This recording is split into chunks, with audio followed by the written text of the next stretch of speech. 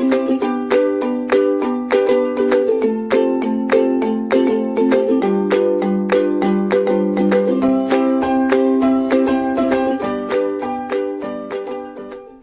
students, we are discussing the unit 2 of your BP 504 syllabus, and today we are going to discuss about digitalis. Okay, digitalis belongs to the glycosidyl category of drugs, and there are many types of glycosides, out of which one of the drug is digitalis. So, we are going to first discuss what is digitalis. This digitalis is generally used as a cardiac glycoside. Cardiac glycoside, okay. Cardiac glycoside means those glycosides which are having effect on the heart. These glycosides have effect on the heart and specifically on the steroidal ring. They have a steroidal ring because of which they show the effect on the heart, which makes it very important category of drug. Till date, there are not many ingredients available in allopathic or in the synthetic chemistry for treatment of these heart issues, which type of effect is seen in this particular drug. So, it is very important drug, considered to be very important drug, and its main ingredients, that is digoxin as well as to some extent digitoxin, are used as the injection form or in the oral form for treatment of cardiac disorders. So, keeping in mind that it is a very important drug, I am going to discuss only this drug today in this lecture. So, here the synonym for digitalis, commonly in common market, it is known as the foxglove leaves. Okay, commonly it is known as the foxglove leaves because of the type of the structure of the leaf as well as the flowers of this plant. And it is generally derived from many sources, but there are two official sources. One is digitalis purpurea and the other is digitalis lanata. Okay. So, the biological source says that it consists of the dried leaves of digitalis purpurea and digitalis lanata belonging to the family Scrophulariaceae. Okay, I will pronounce it again, Scrophulariaceae. Okay, it is Scrophulariaceae. So, the family is Scrophulariaceae and the biological names are digitalis purpurea and digitalis lanata. Okay. So, here you can see the picture of both the plants. So, visually you can see that the arrangement of the flowers is very similar, but the shape of the flower is slightly different. Okay. The color is different and it is available in variety of colors. Okay. It is a very good ornamental plant also, but the people who grow it as an ornamental plant don't know that what is the utility of its leaf. Its leaf is very important for the cardiac problems. So, they are looking different visually, but they are different in their chemistry also, that we will be studying today. And the geographical source of this digitalis is that it is mainly found in the European countries like England, Germany and France. It is also found in some regions of North America and India. Now, we look at the cultivation and collection of digitalis, and because it is a very important chemical constituent which needs to be isolated for its marketing. So, because of that it is cultivated at a large scale, it has to be cultivated a lot, and it is generally cultivated in the European countries, in American countries, in America specifically, and in some regions of India also, wherever the temperature is you can say it is more acceptable for the cultivation. And this is a biennial herb. Biennial herb means that it grows for 2 years. Okay, annual herb grows for 1 year, biennial herb grows for 2 years, and perennial herb grows for many years. You must have seen some plants, they grow one season, then they dry off, so they are annual. Some plants they grow for 2 years, like banana plant is also one example, and then some plants are there that they remain there only for many years. So, such plants are normally the perennial plants, while digitalis grows only for 2 years. So, it is a biennial plant, and for the cultivation it requires well drained loose soil. Okay, loose soil is required, which should be well drained, means it requires water for its growth, but the water should not be in a very large amount. Okay, there should not be clogging, means proper oxygen, proper gases are also required for its growth. So, the clogging should not be there in the roots. And for the basically sowing, normally the seeds are used for cultivation. Those seeds are generally grown in the nurseries, means in the nurseries they are germinated. For germination they are kept at a particular temperature, the seeds are kept at a particular temperature for some period of time, after which they are sown in the nurseries, and when the seedlings are developed, these seedlings are transplanted in a damp weather. Damp weather will be mainly whenever the rainy season is there. At that time these seedlings are transplanted in the fields, and they are transplanted at a distance of 6 to 9 inches apart, so that when the plant grows they are far apart each other and don't block each other's growth. And now once this plant grow, now what is the collection time? So, as we know that the leaves are the main drug, and for any leaf it is very important that before the flowering starts we have to pluck out the leaf, otherwise the secondary metabolite concentration starts reducing. Okay. So, we have to collect it just before the flowering season, and that is why the first collection is generally done in September to November months. Afterwards, it can be collected again once the flowering is over, again when new leaves are developing in the spring time or something like that, we can have the second collection, and then we have the third collection in the next November or September. Okay. So, we can collect the leaves for 3 times from the same plant in that biennial herb. Okay. So, this is how the collection is done. Now, when we are collecting the leaves, we have to take one thing into consideration, which is very important, and in many books or many places you will see it is mentioned in the biological source itself that the leaf should not have moisture more than 5%. Okay, it will always be written an empty 5% moisture, it will be written like this. Okay. So, we have to reduce the water content in these leaves, and how can the water content be reduced? We have to do the drying. Okay. So, we have to do the drying, but again one more thing is important, that the drying should not be done at above 60 degrees centigrade. See, I am mentioning it here because this is very crucial in maintaining the secondary metabolite stability.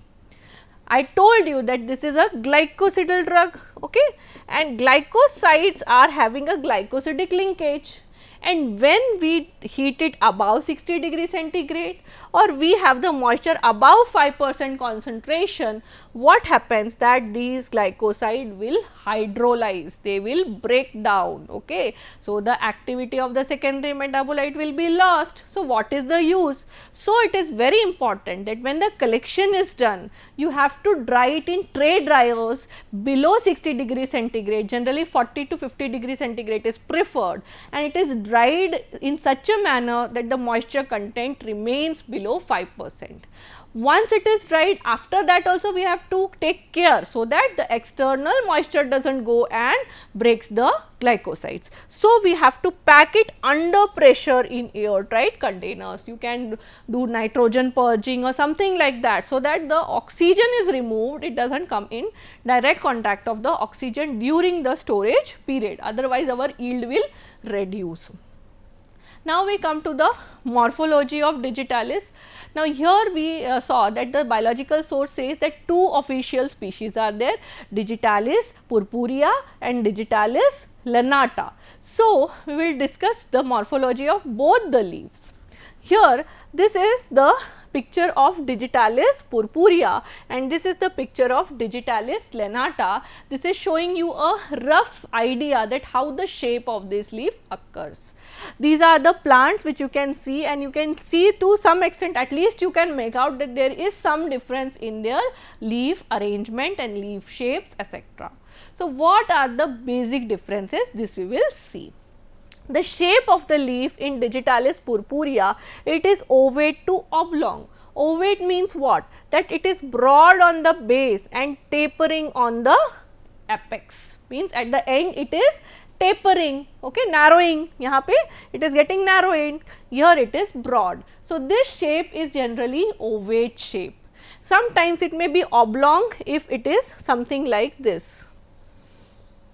So it can be oblong or ovate in shape, okay. The margin here is crenate. Crenate means slightly wavy margin. It is not smooth, it is slightly wavy margin. So that is crenate margin. If we look at the leaves of Digitalis lanata, what is happening?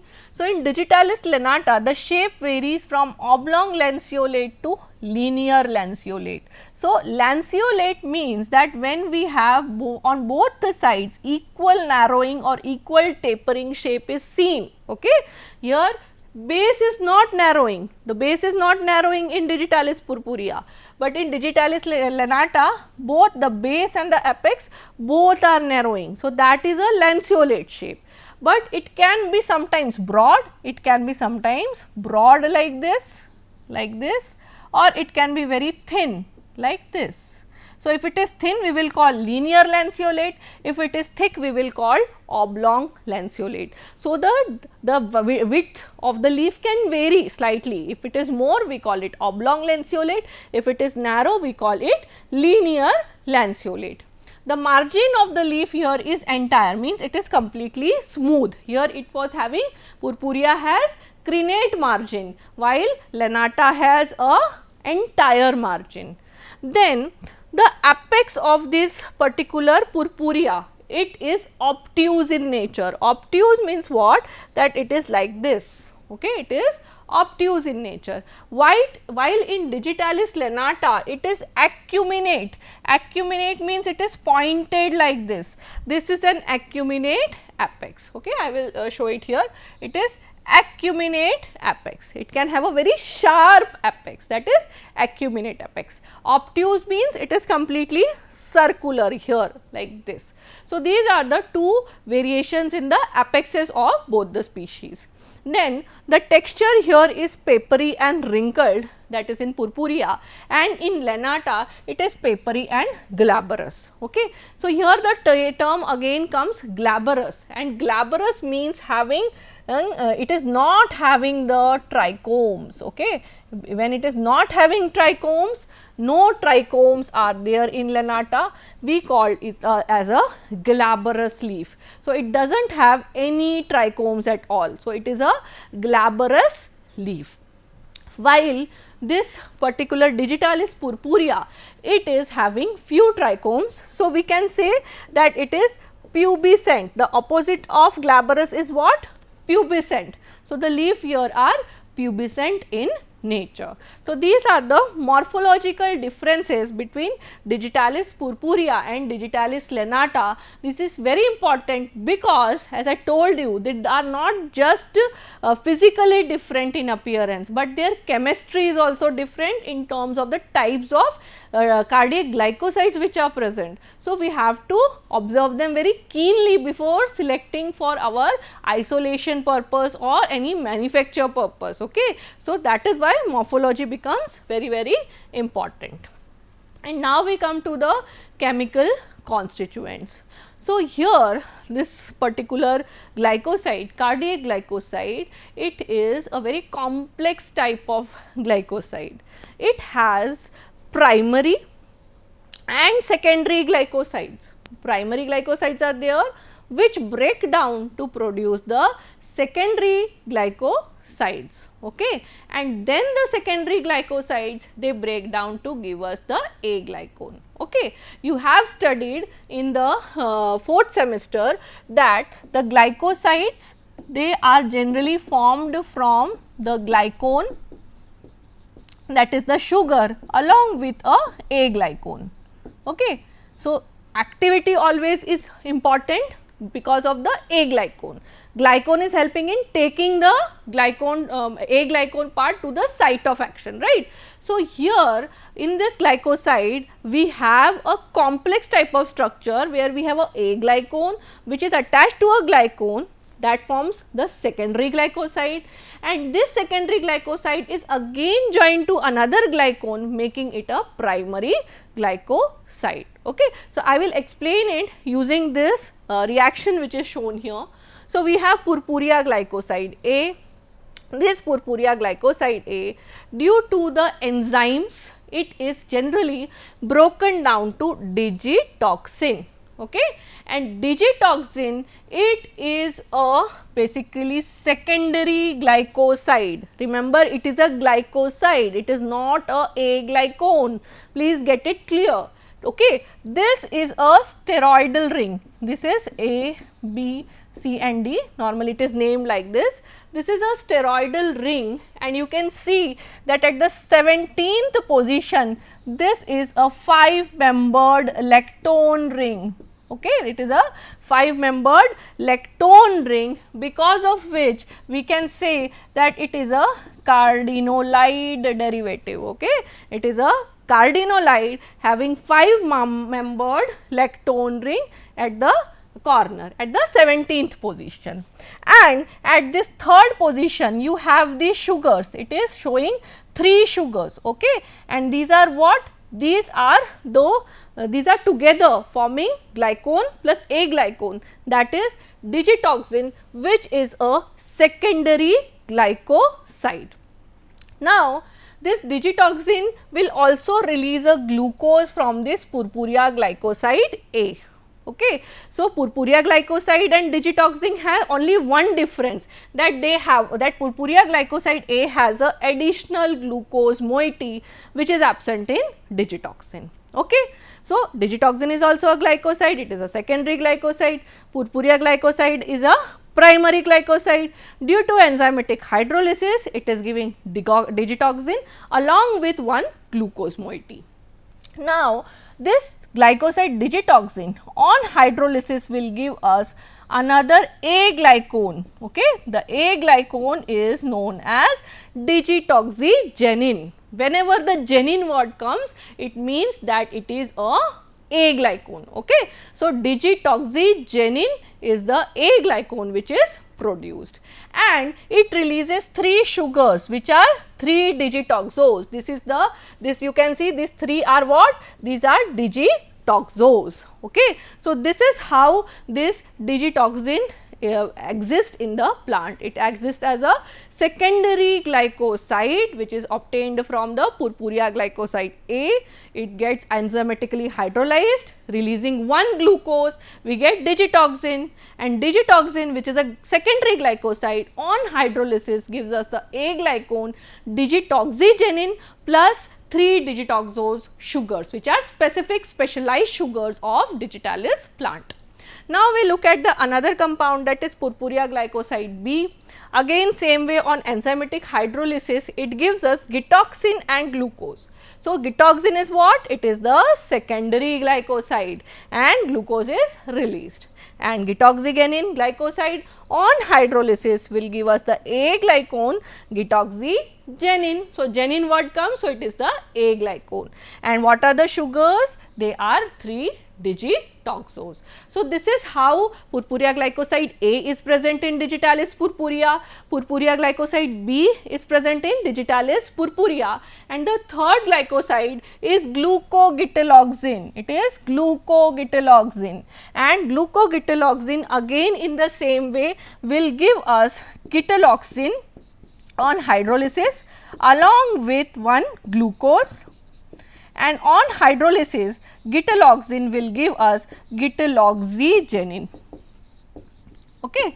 So, this is how all these 3, purpurea glycoside A, B and glucogitaloxin as primary glycosides are present in digitalis purpurea, which break down to give us the secondary glycosides, that is digitoxygenin, gitaloxygenin, okay, as well as the glycogenin. So, these are the aglycones, they are secondary glycosides and primary glycosides. Now, whatever I discussed here are only for the what?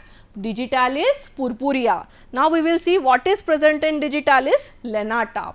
Before I move to lanata, I would like to mention that there is one enzyme which is present in Digitalis, which is known as digipuridase. Okay, it is known as digipuridase. This enzyme generally is responsible for breaking down the primary glycosides, and that is why it is said that these purpurea glycosides, they are not very stable in nature. They are not of stable form. Okay, they get degraded very fast, and these are regarding only the Digitalis purpurea.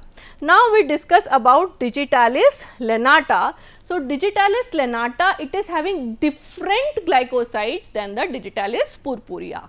Now, what is the difference? There we had purpurea glycosides, here we have lanatosides. They are known as the lanatosides, and they are A, B, C and E types of lanatosides. So, first we will understand the relation between purpurea glycoside AB and lanatoside AB. So, the difference is that when purpurea glycoside A, it hydrolysis, it gives us a secondary glycoside plus glucose, right?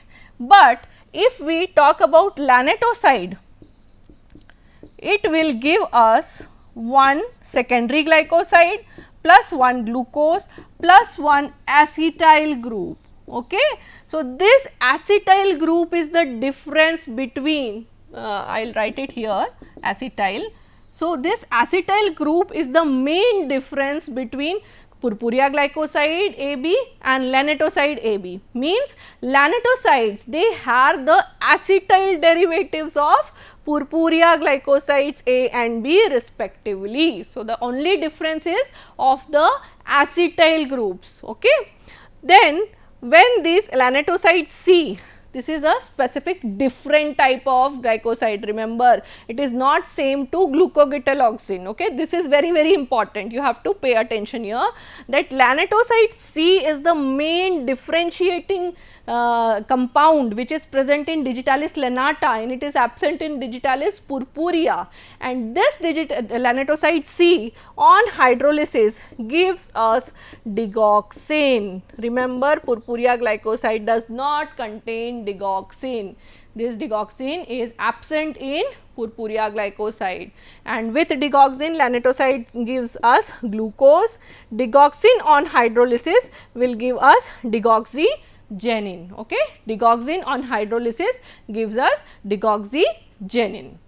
Now, there is a slight difference between the structure of digoxin and digitoxin. I will just show it here, that at the 12th position of the digitoxin, we have one hydroxy group in case of digitoxin. So, here we have one hydroxy group, then it will be known as digoxin. Otherwise, if this hydroxy group is removed, then it is known as digitoxin. Again, the gitoxin will have a hydroxy group here at the 16th position. Okay, and in gitaloxin there is a basically aldehyde group which is attached. So, these are the minor differences between the digoxin, digitoxin, gitoxin and gitaloxin. So, there are only few functional groups which are different, making in them completely different in their properties. So, this is about the chemistry of digitoxin. And now we come to the chemical test. So, the main chemical test of the cardiac glycosides, I have enumerated only 3 here, there are many. It is Baljet test, Legal's test and Keller-Kiliani test. Now, other than that, whenever we are doing the test, we have to prepare a extract where what we will do, we will take the powdered leaf and extract it in 70% alcohol, after which we will filter it, and to the filtrate we will add a strong lead acetate solution so that all the tannins get precipitated. We will filter it again, and then finally whatever solution we have, we will extract it with chloroform. So, what we get is an extract having mainly the glycosides. So, we will use that extract for doing these test. Now in Baljet test what we do is we add sodium picrate solution and it gives orange color, okay, it will give orange color precipitates. In Legal's test we add pyridine and we add sodium nitroprusside, and in when it is made alkaline, okay, we can add ammonia or potassium hydroxide, then it produces red pink color. And Keller-Kiliani test, it is one of the most important tests for cardiac glycosides. Here we will add basically glacial acetic acid and we will add FeCl3 1 drop and 1 ml of H2SO4 concentrated. So, the result here is that at the junction of the two phases we will have a reddish brown coloration, while the aqueous phase or the upper phase will have a blue green coloration. So, these are the three main tests for digitalis which are important, and now we will discuss about the uses of digitalis. So, digitalis, as I told, it is a cardiac glycoside, so it mainly has a stimulatory or tonic effect on the heart, and it is used for the treatment of auricular fibrillation, congestive heart failure, that is a heart attack which you call in common language. It is used as a diuretic because it increases the urination, okay, in any kind of internal hemorrhage or bleeding. Traditionally it is used as an inflammatory disease, in delirium, okay, in epilepsy means mirgi, and acute mania. Now, here I would like to mention in brief the application of cardiac glycoside, how they act, what is the mechanism of action. Okay. Basically what happens is that this is the intracellular you can say region, and in normal conditions what happens that the potassium comes inside and sodium moves out due to the sodium potassium ATPase pump, and when this digitalis comes it blocks this ATPase pump, because of which the intracellular sodium concentration starts increasing. As the sodium concentration starts increasing, it leads to the increase in the intracellular calcium also. Okay. So, as the intracellular calcium concentration increases, it binds to this actin and myosin. Okay.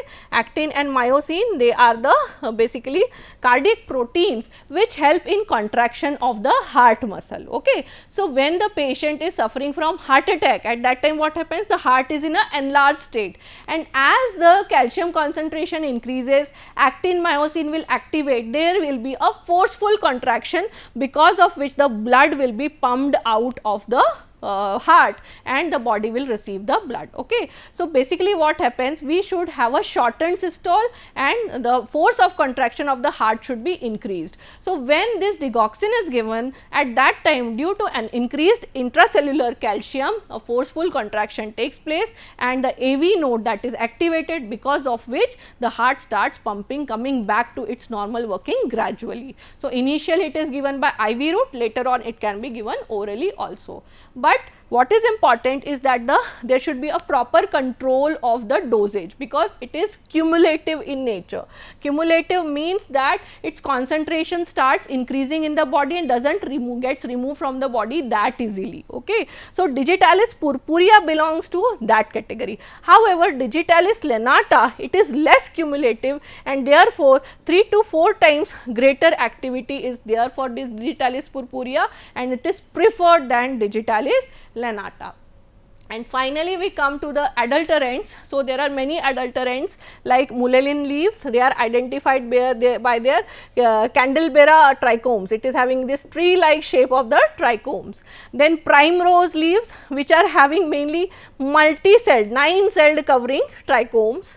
We have comfrey leaves which have hook like trichomes at the top of the trichomes, you will have a hook like structure which is present. And then we have plowman spikenard type of the leaves, which normally have basically the leaves, they are very rough in nature and the margin have lot of teething, means it is not having a entire margin. So, this is how we can differentiate based on the characteristics of these mullein leaves, primrose leaves, comfrey leaves or plowman's spikenard leaves, which are used as adulterants for digitalis leaf. So, in this class we studied about digitalis. Thank you very much.